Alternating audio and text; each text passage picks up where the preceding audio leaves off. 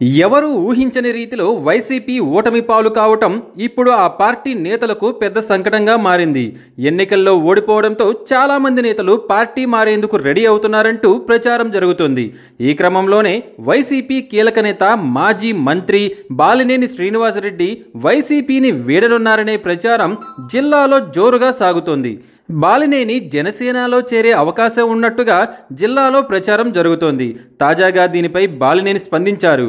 ఆయన వైసీపీ అధిష్టానంపై సంచలన ఆరోపణలు చేశారు. పార్టీ తనను పట్టించుకోవడం లేదని ఆయన ఆరోపించారు.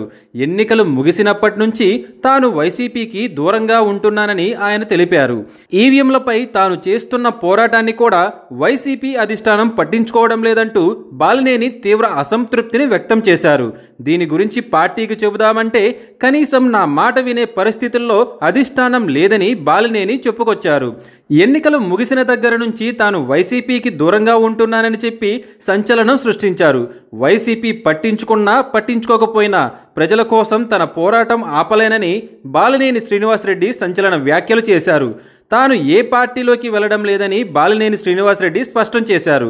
అలానే ఒంగోలు వైసీపీ అధ్యక్ష పదవి సైతం స్థానికులకు ఇవ్వాలంటూ బాలినేని కూడా వ్యాఖ్యలు చేశారు. మరోవైపు పలు పోలింగ్ బూత్లలో రీకౌంటింగ్ నిర్వహించాలని బాలినేని శ్రీనివాసరెడ్డి కోర్టుకెక్కారు. వీవీప్యాట్లను పరిశీలించి స్లిప్పులను లెక్కించాలని సుప్రీంకోర్టు తీర్పు ఇచ్చింది.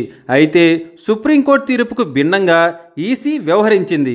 వీవీప్యాట్లను పరిశీలించి స్లిప్పులను లెక్కించకుండా మాక్ పోలింగ్ నిర్వహించేందుకు వీలుగా 16 జూలై 2024న ఈసీ టెక్నికల్ స్టాండర్డ్ ఆపరేటింగ్ ప్రొసీజర్ను ఈసీ జారీ చేసింది.